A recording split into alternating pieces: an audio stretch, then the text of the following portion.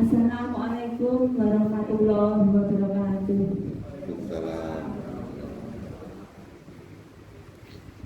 Kepada yang terhormat Bapak Kepala Sekolah SLBC YPLB dan yang terhormat yang saya hormati, dan kepada Bapak serta Ibu-ibu guru SLBC YPLB dan yang terhormat yang saya banggakan.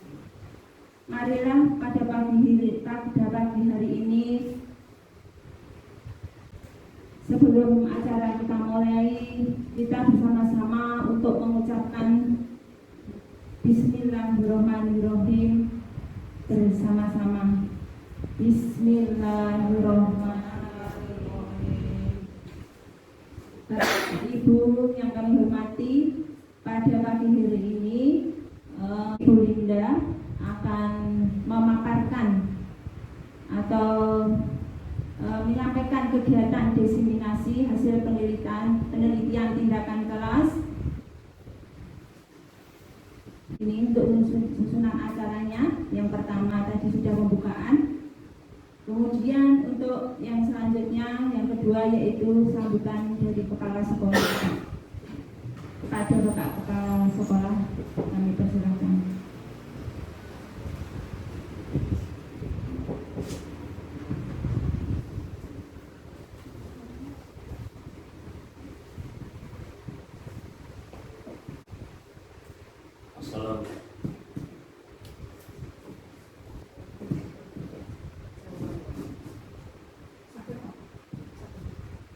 Assalamualaikum warahmatullahi wabarakatuh.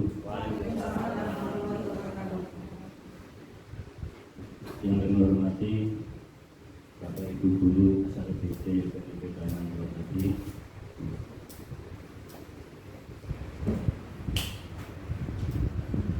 pertama-tama marilah kita panjatkan syukur kehadirat Allah Subhanahu wa Ta'ala atas nikmat yang telah diberikan kepada kita, sehingga pada pagi hari ini kita bisa melaksanakan apa yang telah direncanakan, yaitu khususnya kepada Mbak Dinda yang pagi ini akan menyampaikan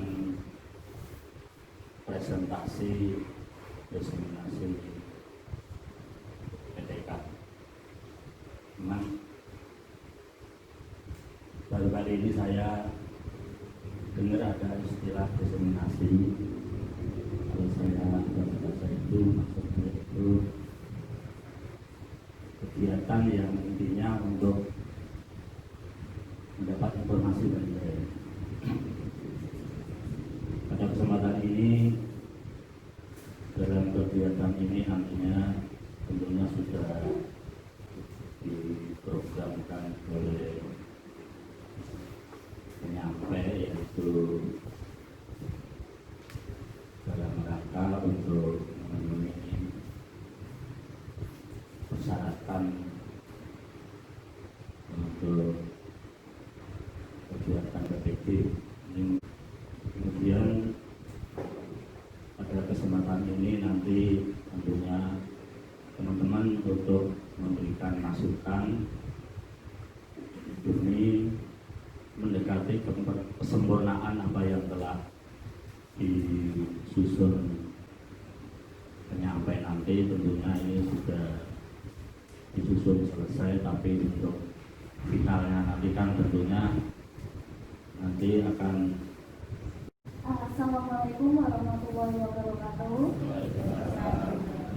Sebelumnya terima kasih kepada Bapak Ibu Guru, terutama Pak Kepala Sekolah SLBC YPLB yang terhormati Pak Supriyanto, yang berkenan untuk mengizinkan saya melakukan diseminasi hasil penelitian tindakan kelas yang telah saya susun. Terima kasih.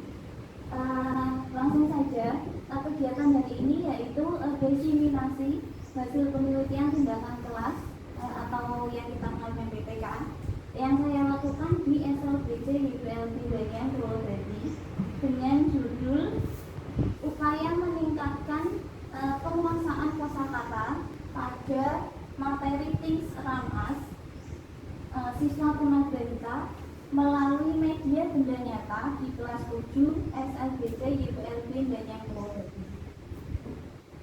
Kemudian dalam PTK ini terdapat isinya yaitu meliputi 5 bab. Bab pertama pendahuluan, bab yang kedua kajian pustaka, bab ketiga metode penelitian, bab 4 hasil dan pembahasan, bab 5 simpulan dan saran, kemudian ada daftar pustaka dan lampiran-lampiran. Yang pertama bab 1 pendahuluan yang berisi latar belakang, identifikasi masalah, batasan masalah, rumusan masalah, tujuan penelitian dan manfaat penelitian.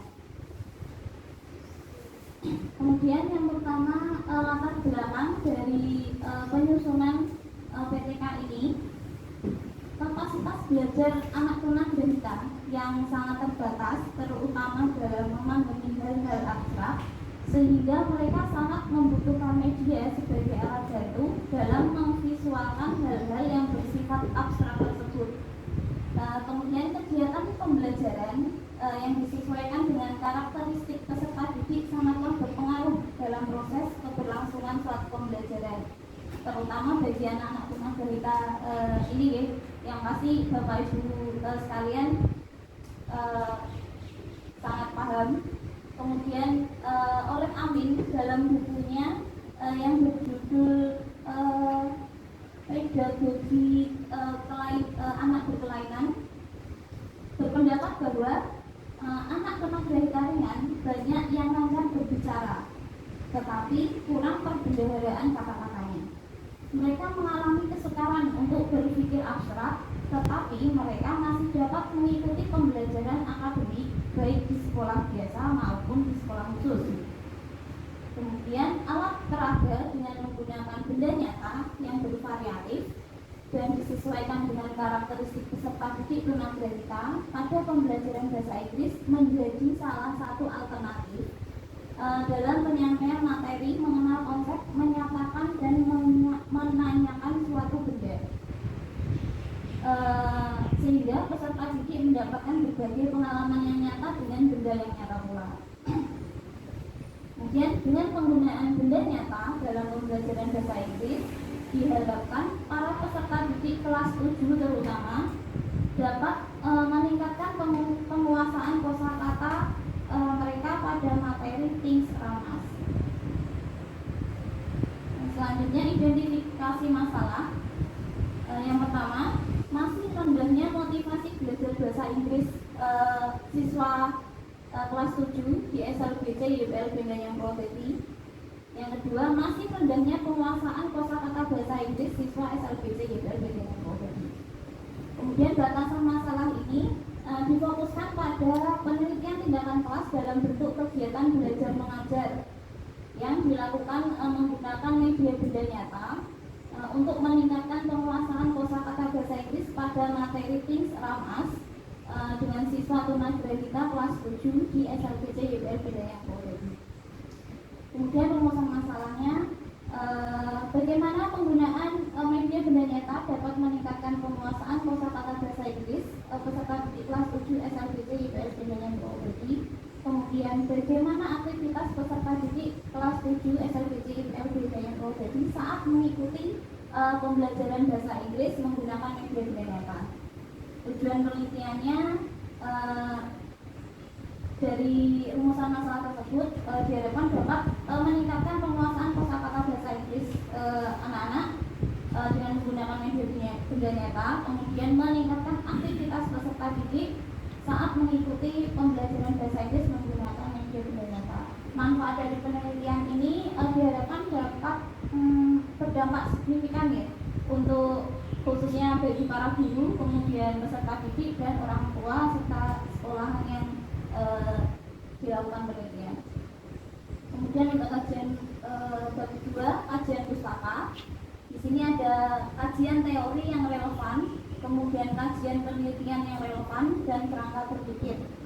Untuk kajian teori yang relevan ada penguasaan kosakata dalam pembelajaran bahasa Inggris, anak berkebutuhan khusus tunagrahita, penggunaan media benda nyata dalam pembelajaran. Di dalam sini isinya itu nanti ada pengertian, kemudian klasifikasi anak berkebutuhan khusus, kemudian pengertian medianya benda nyata dalam pembelajaran tersebut. Untuk kajian penelitian, di sini saya mengambil 2 peneliti yang juga meneliti tentang penguasaan kosakata bahasa Inggris, namun dengan media yang berbeda. Saya lanjutkan. Yang ketiga, ada metode penelitian. Di sini metode penelitian ada tipe penelitian, subjek penelitian, waktu dan tempat, kemudian perencanaan tindakan, teknik pengumpulan data, serta teknik analisis data. Untuk tipe penelitian sendiri sudah pasti ini adalah penelitian tindakan kelas, yaitu yang mengarahkan pada pemecahan masalah atau perbaikan. Kemudian untuk PTK ini terdiri dari 4 rangkaian kegiatan yang dilakukan dalam siklus berulang. Kegiatan utamanya yaitu pada setiap siklus ada perencanaan, tindakan, pengamatan atau observasi, dan refleksi. Kemudian PTK ini saya lakukan dalam 3 siklus. Jadi siklus ini saya menggunakan media benda nyata dengan materi things around us atau benda-benda di sekitar kita dalam mata pelajaran bahasa Inggris. Dan saya menggunakan penelitian kolaboratif, yaitu berkolaborasi dengan guru kelas 7 di SLBC YPL Bendanya Projedi. Kemudian untuk subjek penelitiannya sendiri, seperti yang saya sebutkan tadi, yaitu peserta didik kelas 7 SMP atau kelas 1 SMP ya di SLBC YPL Bendanya Projedi dengan jumlah siswa 7 anak yang terdiri dari 5 siswa putra dan 2 siswa putri, di mana anak-anak ini termasuk dalam kategori anak tunabalita ringan dan mampu didik atau DBD. Kemudian waktu dan tempat pelaksanaan penelitian ini saya laksanakan di semester ganjil tahun pelajaran 2020-2021 pada bulan Oktober mulai dari tanggal 13. Kemudian tempatnya sendiri di SLBC YPL Bendanya Projedi. Pembelajaran ini saya lakukan secara daring. Jadi walaupun saya bertempat di SLBC, namun anak-anak ketika pembelajaran ini ada di rumah. Jadi saya menggunakan virtual conference berupa Google Meet. Kemudian untuk komunikasi saya menggunakan chat group WA. Kemudian untuk media saya juga menambahkan video yang dari video YouTube. Itu kemudian untuk perencanaan tindakan di setiap tahapan siklus ada 4 kegiatan seperti yang tadi saya sebutkan, yaitu perencanaan. Di sini perencanaan ada membuat perangkat pembelajaran, menyiapkan media ajar, kemudian dalam tindakan yaitu pelaksanaan praktek pembelajaran tersebut, kemudian observasi atau pengamatan dan refleksi. Untuk teknik pengumpulan data saya menggunakan teknik observasi, kemudian wawancara dan dokumentasi. Dan untuk teknik analisis data saya menggunakan teknik analisis deskriptif kuantitatif, yaitu dengan menganalisis hasil evaluasi berupa data observasi dan tes hasil belajar siswa selama mengikuti pelajaran dengan materi Things Around Us dengan menggunakan media benda nyata pada setiap siklusnya. Selanjutnya ini masuk ke hasil dan pembahasan. Dalam hasil penelitian saya sebelumnya juga melakukan prasiklus, yaitu dilakukan untuk mengukur tingkat penguasaan kosakata bahasa Inggris siswa sebelum menggunakan media nyata. Jadi dalam prasiklus ini saya ingin mengetahui terlebih dahulu tingkat penguasaan anak sebelum saya menggunakan media benda nyata. Dan untuk hasilnya di sini ternyata dari 7 siswa tersebut dari 7 siswa ini belum ada yang tuntas dalam memenuhi nilai minimum. Jadi belum tuntas KKM-nya, karena untuk mendapatkan minimal KKM-nya itu adalah 70. Jadi anak-anak di sini nilainya masih di bawah 70 semua untuk prasiklus. Jadi belum tuntas. Apa ya? Jadi di bawahnya ada jumlah, kemudian ada rata-rata nilai anak-anak dalam prasiklus ini yaitu 41,43. Jadi masih belum dikatakan tuntas untuk materi Ramas. Kemudian saya melakukan siklus pertama. Dalam siklus pertama ini saya sudah mulai menggunakan media benda nyata dalam pembelajaran saya, dan hasilnya ada 3 anak dari 7 siswa yang sudah memenuhi nilai batas minimum, yaitu lebih dari atau sama dengan 70. Ini ada 2 anak yang mendapatkan nilai 70 dan nilai tertinggi 80. Nilai terendahnya 40. Ini dengan jumlah 420, nilai rata-ratanya meningkat menjadi 60. Kemudian ada siklus kedua, ini lebih meningkat lagi. Jadi ada 4 anak yang sudah memenuhi nilai batas minimum, nilai tertinggi 80, nilai terendah 50, dengan nilai rata-rata 67,14.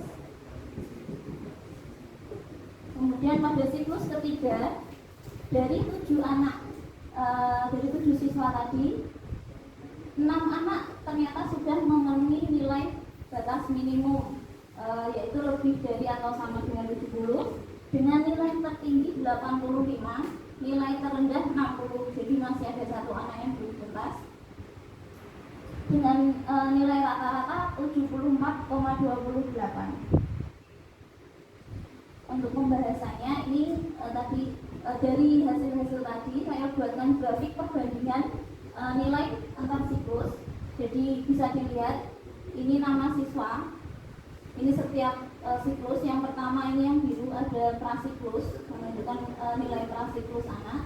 Kemudian yang hijau siklus pertama, yang warna merah muda ini siklus kedua, mungkin yang kuning ini siklus ketiga. Jadi dari setiap anak ini nilainya ternyata meningkat dari yang terendah 30, kemudian pada siklus ketiga menjadi 60, kemudian ketika yang tertinggi 50 pada prasiklus, kemudian ada lagi yang pada siklus ketiga menjadi 85.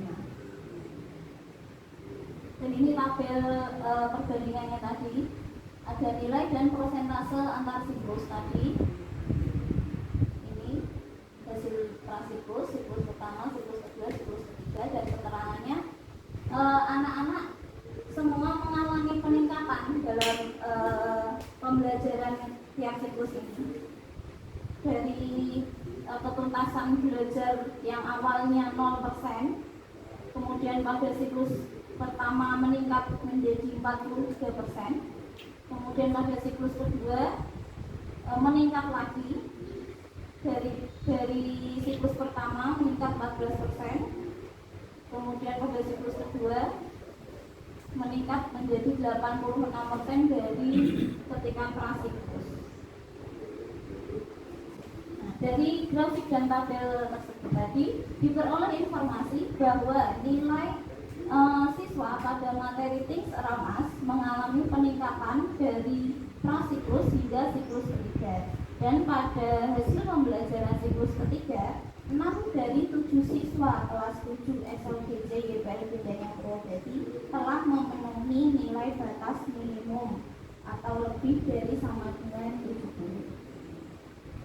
Kemudian simpulan dan saran, berdasarkan hasil analisis data pada penelitian tindakan kelas yang sudah dilakukan, dapat disimpulkan bahwa penggunaan media media benda nyata pada pembelajaran bahasa Inggris dengan materi Things Around Us dapat meningkatkan penguasaan kosakata bahasa Inggris siswa kelas 7 di SLBC YPR Benda yang Purwodadi. Kemudian dilihat dari nilai masing-masing siswa pada setiap siklus selama pembelajaran berlangsung. Pada pembelajaran siklus pertama, nilai tertinggi yang dapat diperoleh siswa adalah 70, yang kemudian meningkat menjadi 85 pada siklus ketiga. Kemudian siswa yang telah memenuhi nilai batas minimum ada 3 siswa pada siklus 1 menjadi 6 siswa pada siklus ketiga. Kemudian nilai rata-rata pada siklus 1 yaitu 60 meningkat menjadi 74,28 pada siklus ketiga. Kemudian saran dari berdasarkan simpulan tadi, peneliti mengharapkan penggunaan media benda nyata dapat menjadi pertimbangan guru bahasa Inggris khususnya sebagai salah satu media pembelajaran untuk menyampaikan materi pada siswa, terutama kepada siswa berkebutuhan khusus tunagrahita. Kemudian diharapkan pula guru dapat lebih kreatif dalam memanfaatkan benda-benda nyata di lingkungan sekitar agar siswa menjadi lebih aktif dan termotivasi untuk mengikuti kegiatan belajarnya. Ini daftar pustaka yang saya gunakan dalam menyusun PPK. Lampiran-lampirannya nanti akan terdiri dari RPP, perangkat pembelajaran, lembar observasi, lembar evaluasi atau penilaian, kemudian ada dokumentasi. Nah, ini dokumentasi ketika saya melaksanakan pembelajaran daring. Jadi ini saya menggunakan platform Google Meet. Ini anak-anak juga dapat mengakses linknya ketika saya meng-share di chat WA group. Ini pada siklus pertama saya sudah menggunakan benda nyata. Jadi kemudian saya menunjukkan tas yang biasa saya gunakan, kemudian ada buku, dan anak-anak juga ikut menunjukkan tas mereka, buku-buku mereka di sini. Ini juga pembelajaran selanjutnya. Ini saya menggunakan benda nyata gelas karena saya juga menyampaikan materi tentang benda-benda yang ada di rumah. Jadi yang pertama yaitu benda-benda yang ada di kelas, kemudian benda-benda yang ada di rumah, misalnya gelas ini, anak-anak juga ada yang sudah menyiapkan gelas dan ditunjukkan. Kemudian saya juga menggunakan beberapa video yang saya ambil di YouTube. Ini mengenai kamar tidur. Jadi anak-anak juga menyebutkan benda-benda yang ada di kamar tidur masing-masing. Kemudian ini saya juga menggunakan sikat gigi. Jadi saya menunjukkan itu, anak-anak juga semangat untuk menunjukkan sikat gigi yang mereka punya. Ini beberapa hasil dari anak-anak, tugas dari anak yang dikirimkan ke saya, menunjukkan isi dalam tas mereka masing-masing. Saya tekankan.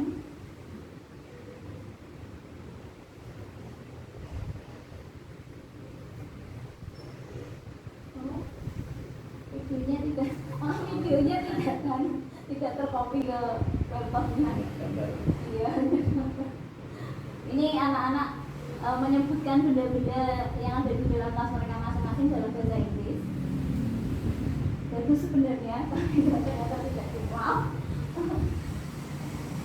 Saya lanjutkan. Ini juga dokumentasi siswa ketika mengerjakan tugas. Jadi saya meminta siswa untuk menuliskan dalam secari kertas nama benda yang ada di rumah mereka masing-masing dalam bahasa Inggris. Jadi ini misalnya ada sisir, dalam bahasa Inggrisnya comb, jadi di sini dia menuliskan comb.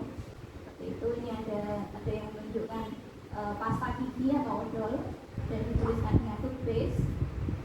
Ini ada sendok, kemudian sapu.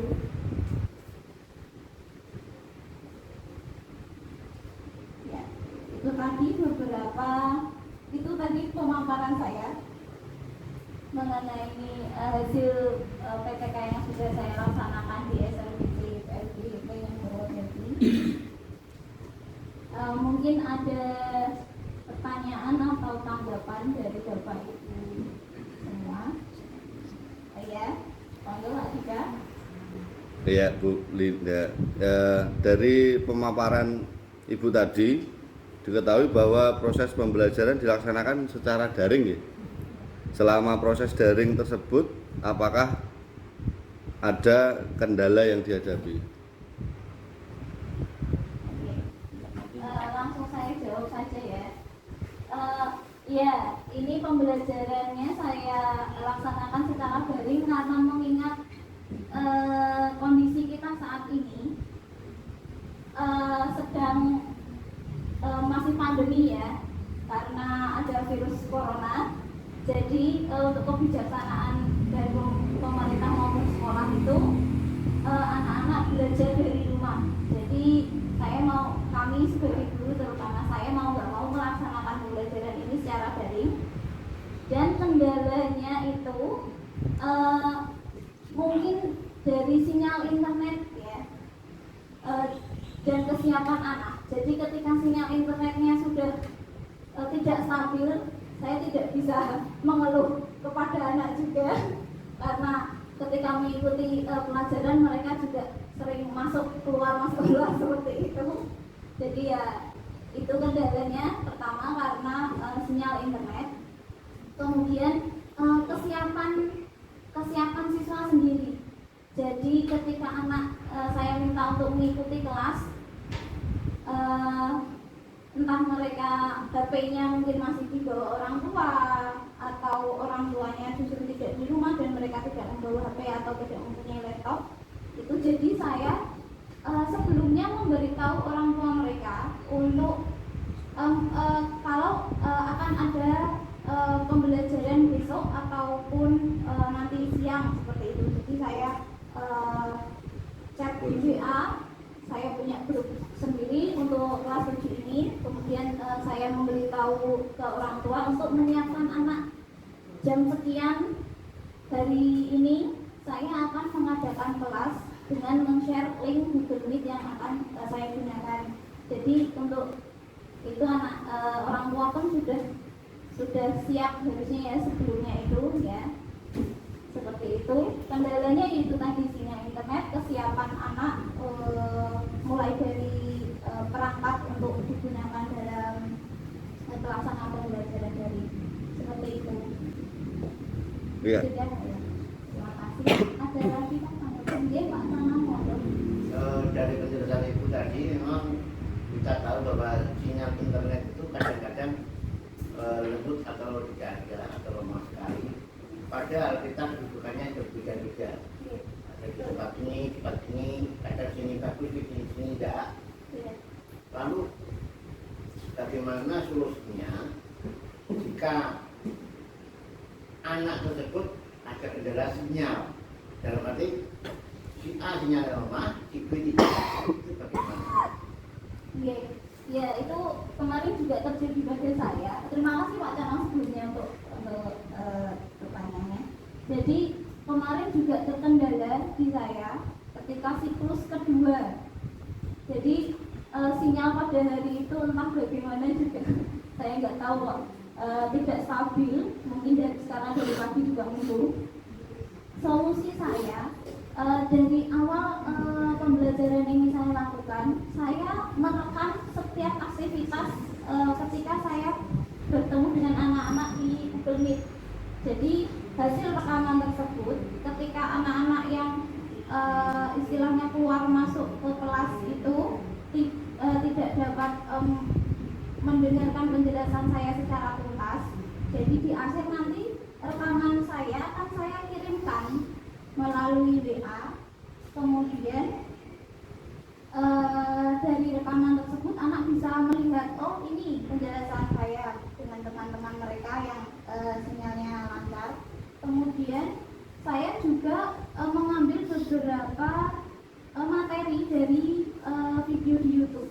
Jadi anak-anak bisa melihat YouTube karena mungkin mereka lebih familiar dengan YouTube YouTube ya, di rumah mungkin kegiatannya sering menonton YouTube itu. Jadi saya mengambil beberapa materi dari YouTube, itu bisa dijadikan referensi untuk mereka untuk lebih memahami tentang materi yang saya ajarkan.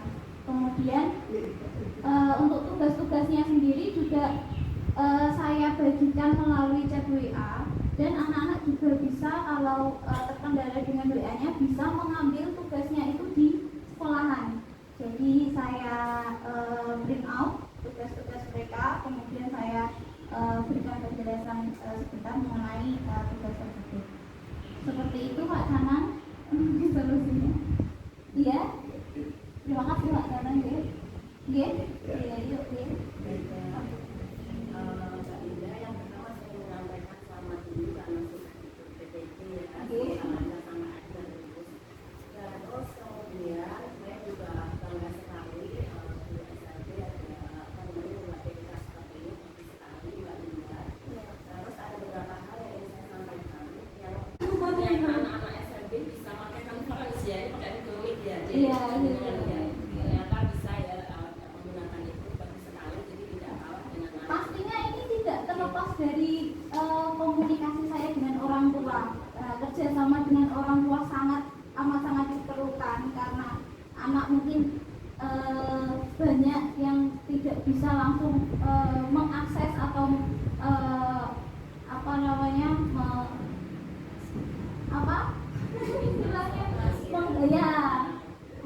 mengerjakan itu, mengoperasikan ini ya HP dan laptop untuk mengakses Google seperti itu. Jadi saya sangat terbantu sekali dengan kehadiran orang tua anak-anak masing-masing seperti itu. Apa ada lagi tanggapan atau saran masukan? Oh ya, tidak. Cukup. Ya, saya kira cukup ya. Biar teman-teman guru juga tidak terlalu lama. Terima kasih sekali lagi kepada Bapak Ibu guru yang sudah berkenan meluangkan waktu untuk mengikuti diseminasi penelitian di dalam kelas saya ini. Kurang lebihnya saya mohon maaf. Jika ada saran dan masukan yang lain, saya sangat menerima. Masih banyak kekurangan di penelitian saya ini, jadi mohon harap dimaklumi. Sekian, terima kasih perhatiannya. Wassalamualaikum warahmatullahi wabarakatuh. Demikian kegiatan diseminasi hasil penelitian tindakan kelas di SLBC Nayang Purwodadi yang telah disampaikan oleh Ibu Linda. Untuk acara yang terakhir yaitu doa